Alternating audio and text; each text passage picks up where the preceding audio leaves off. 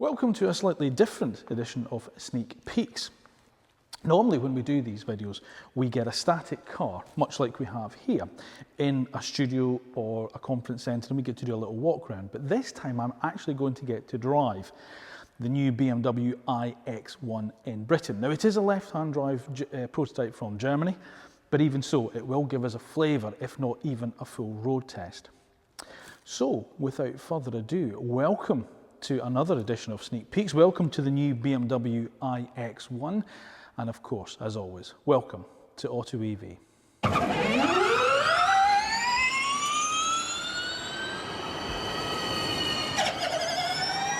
Now, before we get started on this week's edition of Sneak Peeks and the new BMW iX1, it is time for me to do some housekeeping rules. But before I do that, please let me apologise first of all for any sound quality issues that you may be experiencing. We are inside quite an echoey hotel conference room and our microphones may be picking that up. So as I say, apologies on that front first of all. So, as I say, back to our normal housekeeping, which means that I'm going to ask you to make sure you are subscribed to the AutoEV channel. And once you've done that, press the bell button down below because then you'll be notified of when our next video goes live. Once you've done that and you've watched the video, if you do like it, make sure you give it a thumbs up and leave us some comments down below, good or bad. Let us know how we're doing, let us know about the cars that we review, and tell us your thoughts on the new BMW iX1. So, the iX1. Now this is going to be an important car for BMW. It's the third generation of their smallest SUV, the X1, and the first time that a full battery version has been made available. But unlike maybe some other cars where have been converted to take battery power, BMW say that the X1, this new third generation X1, has always been designed from the outset to accept both piston engine and battery power as well. And obviously, as changing happens in the motor industry towards that 2030 cut-off point, then sales of the iX1 will become much more buoyant in the UK, certainly over its piston engine brethren. But as we know, this is quite a crowded marketplace. Now this car is going to compete with things like the Mercedes-Benz EQA, the Audi Q4 e-tron and such forth. And as I say, this is a very, very crowded marketplace, brimming with talent. So, does the new BMW iX1 have what it takes to take to the fight then, and maybe even gain a few blows? Or is it just going to end up as a bit of an also-ran? Well, hopefully today we're going to be able to show you our thoughts on the car and answer some of those questions. So let's take a deeper dive into the new BMW iX1 and find out. So as usual, we'll start with styling, an area of controversy when we talk about any new BMW. Usually, you see the X1 and obviously then subsequently the iX1 is going to be quite an important model for BMW. So they can't be too bold with it. They do have to try and play this a little bit safe if they're going to get the sales numbers that they expect for the car. Things like the BMW 3 Series, the 5 Series and the X3, one of the big sellers, they do tend to not quite be too outlandish with that they've been with such things like the iX and the new forthcoming i7. And the iX1 does follow those traits. As I say, it is a little bit more toned down and, dare I suggest, acceptable. That's not to say that it's not distinctive and not a BMW, of course. You've got your twin kidney grille here, your double kidney grille at the front, except it's not a grille anymore, it's completely filled in. Cooling's all done down at the bottom here. You do get some of the blue BMW i flashes around it, as you've seen on some of the other cars as well. And depending on spec, when the UK cars arrive, you'll be able to choose whether or not you have some of those blue flashes. But you'll see that as we go further around the car. Really distinctive headlights here, the kind of three element to the headlights. So you've got a daytime running light, and then obviously sort of like your side lights and your main beam headlight there as well. LED headlamps are standard across the range as well, so that's quite nice. Now there's only going to be two trim levels with the iX1, but I'll go on to those a little bit later as well. Otherwise, well, as I say, it's pretty much kind of as we expect to find with BMW.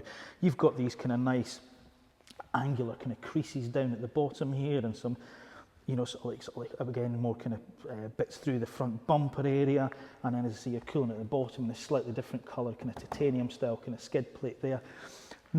Maybe not the best looking car in its class, but certainly not the worst, and certainly not the worst that BMW have given us in the past few years. Now the third generation car has grown in size from the second generation car. It's just over 5 centimetres longer with a longer wheelbase, and it's, believe it or not, just over 4 centimetres taller than the previous generation car as well. So it's a bit more SUV-like that you would expect, and again, bringing it in line with some of its main competitors, such as the Audi Q4 e-tron, Volkswagen ID4 and Skoda Enyaq as well. Fairly fuss-free down the flanks. They've got the nice kind of new flush door handles on it, which I do quite like, but there's not too much kind of slashes and creases like, as I say, BMW seem very keen on at the moment, and that's what I mean. It's kind of, they've kind of toned it down. Now, the two trim levels that I spoke about is either going to be X-Line or M Sport. X-Line cars, which this one is, will come with 18-inch wheels as standard. This one's been optioned up to 19s. The M Sport will have 19-inch wheels as standard, but you can option that one to 20-inch alloys. These are more these blue flashes down the side, which again, BMW say could be an option on the car in the UK spec cars. So if you don't like them, you can delete them. You've got your anodised kind of roof rails here, nice kind of bit of privacy glass at the back, and then of course your contrasting kind of black wheel arches. From the side profile, it's very familiar BMW SUV, and I quite like that. I think they've played the safe card with this, and I think that was the right decision to do with the iX1. So yeah, good job BMW. And again, at the rear, it's exactly as you'd expect to find, as I say, with the BMW sort of like SUV. It's quite kind of X5 cross between 3 Series Tourer. As I say, they've got these kind of slimmer lights like you get on the big flagship iX. They're not as sort of like kind of sharp and as controversial maybe as those lights are. I do like that. Big extending roof spoiler to aid with airflow, obviously. Nice kind of wrap around rear window with some sort of more airflow adena here. Low set tailgate, which is quite nice and handy obviously for getting things in and out of. And then again, just the kind of contrast black at the bottom with the kind of titanium skid plates. A little reversing camera up in there as well with just a couple of badges, and again, your kind of usual blue ringed BMW round all there to signify that it's all electric. As I say, a good looking car, good effort. I think, as I say, it's one of BMW's more successful looks over the last few years. Certainly, I say, was more the controversial iX that's come out, and you know, sort of like the i7 that we're yet to still see as well. But as I say, they've played it a little bit safe, but still giving the iX1 a kind of very modern and very kind of grown up look, which you'd expect for a BMW SUV. But what do you think? Do you drive a BMW X1? And would this tempt you into the new all-electric version of the third generation car? As always, please let us know in the comments down below. Now, an electric tailgate is standard on iX1 on both trim levels, whether it's the X-Line or the M Sport, and it opens up to 490 litres, which, to be fair, is only 10 litres shy of the flagship iX. You've got standard 40-20-40 split rear seat, and by knocking those down, that increases boot space up to 1,495 litres. One thing that is worth mentioning, however, is there is no storage at the front of the car, because as we'll go on to explain later, the iX1 is dual motor as standard, so there's a motor in here. But as far as storage under the bonnet is concerned, you don't have any. So that's one place where one of its main rivals, the Tesla Model Y, certainly has an advantage over this car.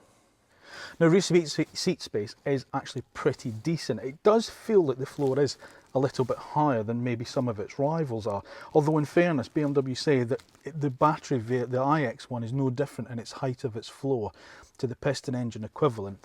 So maybe that's a case of they're all just feels that I've got a little bit of a kind of floor that's pushed up a little bit. You've got kind of scalloped out parts of the backs of the front seats, so you've got a bit more knee space, and there's plenty of room underneath for my feet. Storage wise, well, we've got the kind of net backs on pockets on the backs of the front seats, face vents here, 2 USB-C connectivity ports, reasonable sized door bins with shaped bottle holders as well.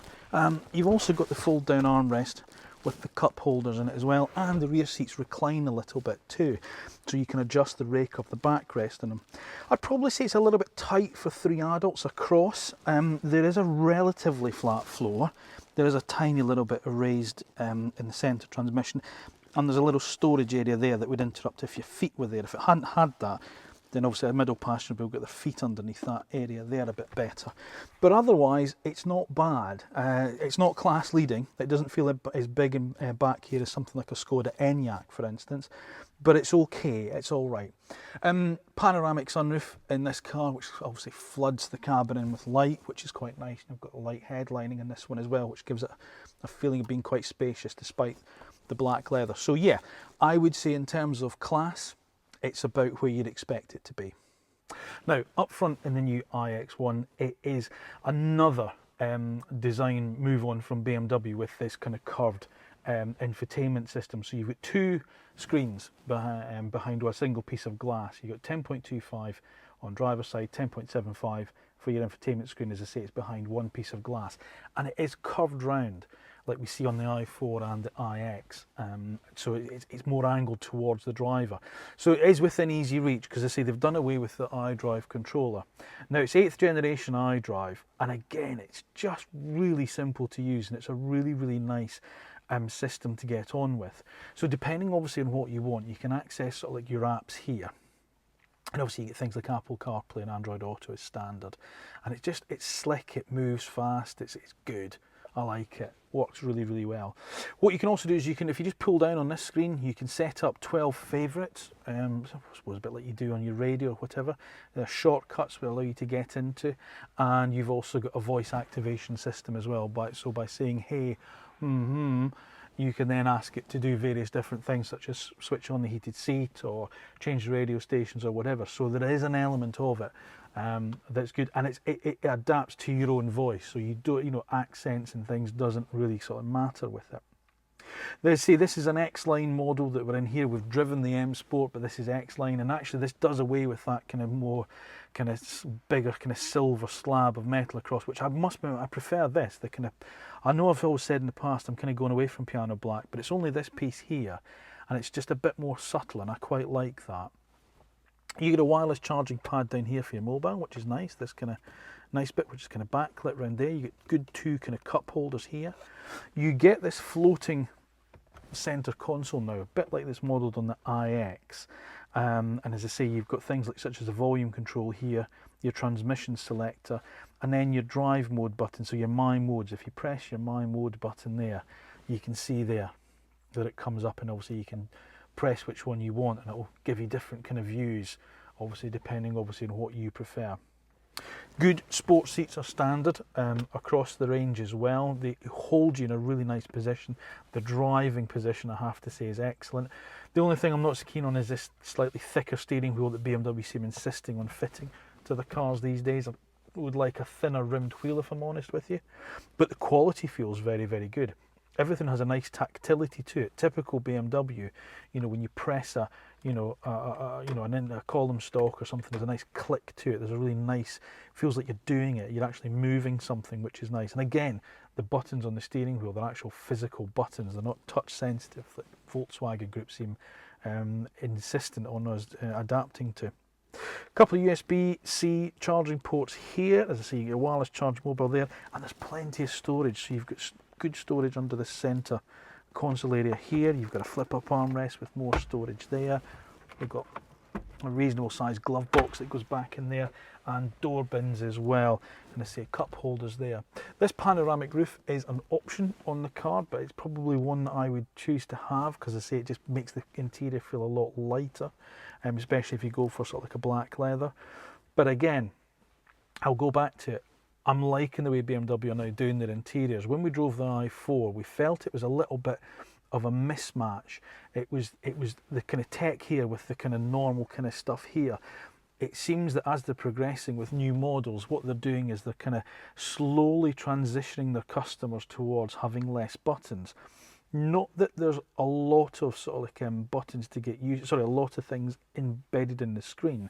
Your climate menu is, but it's always on, so you can always get to it, which is quite nice. So it's not as if they don't have the separate climate control buttons, but like some other cars, it is always on, so you're not having to go through various layers to do something simple, like turn the temperature up. So I do quite like that. That has to be commended. And it is a nice, more kind of clean and slightly uncluttered look than we first saw with things like the i4.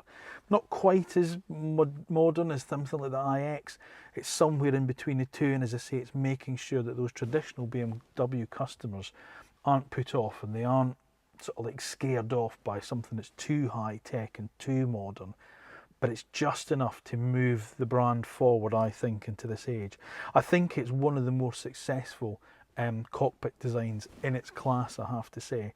And I do like it. I do like it a lot. Do I prefer it over the Mercedes, which I'm quite keen on? It's about level pegging. But what I will say again is the quality is exceptional. But, as I've said before, we'll wait to do a full road test before we give any full conclusions. But on first acquaintance, this is an exceptional car. Now there's one battery size with the iX1. It's a 64.7 kilowatt hour battery, and it will take charging speeds of up to 130 kilowatts. Now the WLTP range for the car is suggested around about 270 miles. And that 130 kilowatt charging speed means that if you can find a charger capable of delivering those speeds, like the new Shell Recharge ones and also some of the Ionity ones, then what you'll be looking at is a 10 to 80% charge in the benchmark 30 minutes. Maybe of more use when we start talking about charging is that you can add 75 miles in just 10 minutes using one of those rapid chargers. So that's pretty good. If you think about your weekly commute may just be that, so that's not too bad. The other thing to discuss as well is the fact that it comes with 11 kilowatt three-phase charging as standard. So if you do have that more powerful wall box at home, then you can charge the car from flat to full in about 6.5 hours. If it's a more likely 7 kilowatt wall box you've got, then I would suggest it's more likely to be around about the 9 to 10 hours you'd be looking to charge it to full. So, the new BMW iX1. Well, the first thing to tell you is that there's only one drivetrain available in this car, and it's a dual motor setup, and it has 313 brake horsepower as standard. That's a lot. And I tell you what, you feel the performance in this car, you really do. So both front and rear motor, 0 to 60 in just over 5 seconds. This is on the quick side of brisk, this car, I would suggest. But of course it's typical BMW as well. There's a great chassis underneath this car. It's really, really good in terms of the level of grip that's available. You just never feel, or certainly we haven't on this brief drive this morning, where I felt that it's ever really got out of shape or could ever really get me in trouble unless I was doing something really ridiculous. Now, there's various different drive modes with the car as well, and there's a lot to learn about the new X1, which I'll try and go through with you as quick as I can. The first thing to talk about the drive modes is this button down here, My Modes, and if we press that, we get various different things. So we've got personal, where you can obviously set it up how you want it. There's a sport mode, efficient mode, one called expressive, which I'm not really sure what that means. And there's another one called relax, Frankie says. There's another one called digital art, which I've no idea what that means. But it's really good. You can really set the car up how you want it, and I think that's our lead engineer Timo, who's telling us obviously how to so all the different modes that we can use. So apologies on the walkie-talkie side there. Anyway, where was I? Yes, okay. So you can go into things like expressive and relax, and like other BMWs now, they've got Hans Zimmer doing the I don't know if you can hear that. Hans Zimmer doing the noise of it. It's quite something else. It's really odd, but you know, there's a lot to like about it. Do you hear that? Anyway, the other thing that I like about it, as well as the different driving modes, which I'll just come out of, is the brake regeneration. Now you can set it up so that it's adaptive. There's various different levels of it. You think there's just the B mode like you get in other cars, but there isn't. If you go into the new iDrive system, this is the 8th generation iDrive, you can set it up to 3 different levels of aggressiveness, depending obviously on what you want. Or you can flick it back into this B mode, which is it's most aggressive, it's sort of one pedal driving. So there's a lot you can actually do. There's also an adaptive mode. So again, the car knows who's in front of you. It uses cameras, it uses its radar guided cruise control, it knows the layout of the road and such, and it will adapt it, the level of regeneration to see fit, which is brilliant. I really like that. The other thing to talk about is this boost paddle. There's a paddle here on the left of the steering wheel, which, unless you set it up in your personal, you've got it all the time in sport mode, this gives you an extra little squeeze of power. So for instance, if you just want an extra kick of power, that's what you get. You get 10 seconds of that extra power. It drives really well, this new iX1, it really does. Two faults that I can find with it so far: thick steering wheel, really overly thick steering wheel. It just feels too thick. BMW need to stop fitting these thick rims. I'd really like just a slightly thinner rim so I can feel a little bit more of that chassis through it. And there's a tiny, tiny little bit too much wind rustle from the side window. I don't know if that's something on these left-hand drive German cars, or whether that's going to be something we'll experience in right-hand drive when customer deliveries start in sort of like first mid-January of 2023. But other than that, there's not really a lot to fault with the car, the way it drives. It feels quick, it feels sure-footed on the road. The suspension's very well judged. These are M Sport cars. It doesn't feel too... I mean, you can feel the bumps in the road. You can feel some of the more kind of, sort of like harsher ridges across these sort of like Wiltshire roads that we're on today. But it's not bone jarring at all. I think the Zimmer and my Bimmer would be maybe getting my wick a little bit. I'd like to turn that noise off, but I think you can go in there and turn it off. Driving position's good. Again, we're in left-hand drive car, so I can only judge it on that, but the seats are very nice. They've got massage function in this particular one, so again, you can set that up to give you different kind of massage functions as well, if that's your kind of thing. It's not really mine. I find them quite annoying, if I'm honest. And the quality's good. The quality's good in here. You can, I mean, it's typical BMW. The interior's built well. Again, these are engineering cars, but there's not a rattle, there's not a squeak from them. Everything, in terms of the materials, feel really well appointed. It feels really well screwed together. I have to say, it feels a much more kind of grown-up car than you might have expected from BMW's smallest SUV. And that's probably the best compliment that I can actually give it. It feels expensive, it feels grown up, it feels like it's well engineered and worth the money. So in summary, I think they've made a really good effort with the iX1. I think it's a really good car, and I think there's a lot to like about it. There's a lot to recommend about it. I'm going to have to spend a bit more time in the car before I can say whether or not it's going to be right up with the class best, but I have to say, this is a good car. Now, pricing for the iX1 is fairly straightforward here in the UK because there's only two trim levels, and that's the X line, kicking the range off at £52,445. Moving up to the next model, which is the M Sport, the range topper, and that's going to be £54,950. And these prices are correct at time of filming. But it's also important to say is the car is very, very well equipped as standard.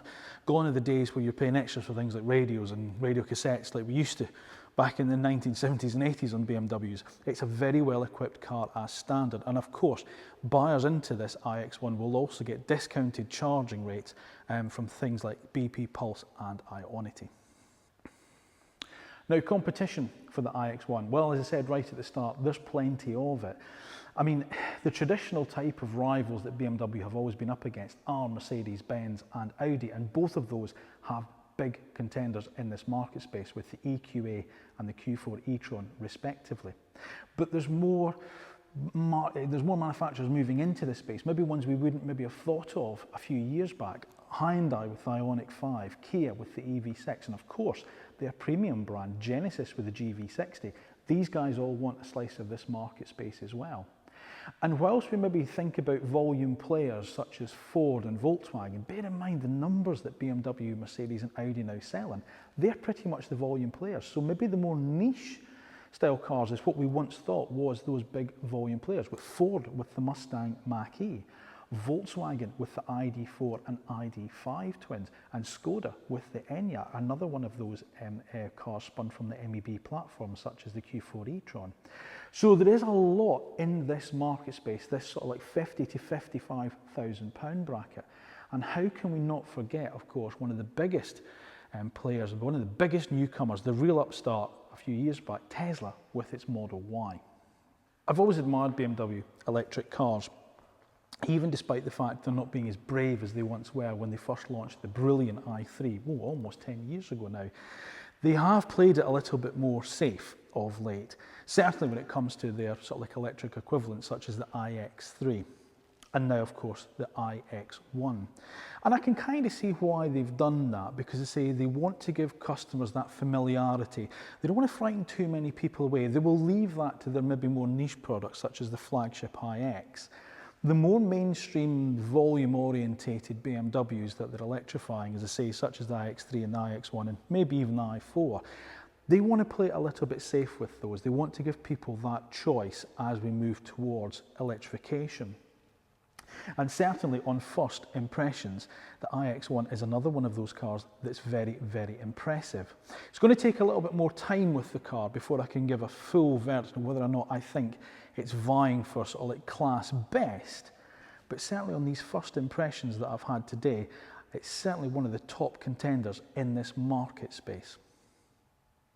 Thank you once again for watching AutoEV and another edition of Sneak Peeks. I hope obviously you've enjoyed it. Please remember to make sure you are subscribed to the AutoEV channel, and once you've done that, press the bell button down below, because then that way you'll be notified of when our next video goes live. If you've enjoyed the video, make sure you do give us a thumbs up, and as I say, please do leave us some comments. Let me know your thoughts on both the channel and the cars we review. Have you got an iX1 on order? Are you looking for one of these cars?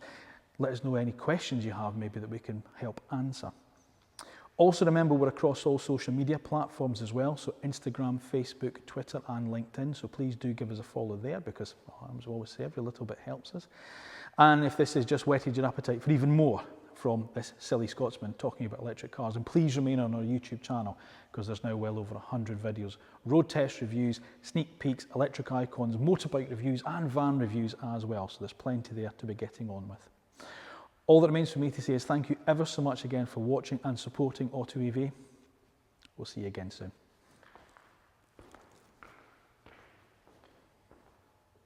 So, you've watched our video. It's now my job to tell you to like and subscribe, and press the little bell button to receive notification of when our next video is uploaded.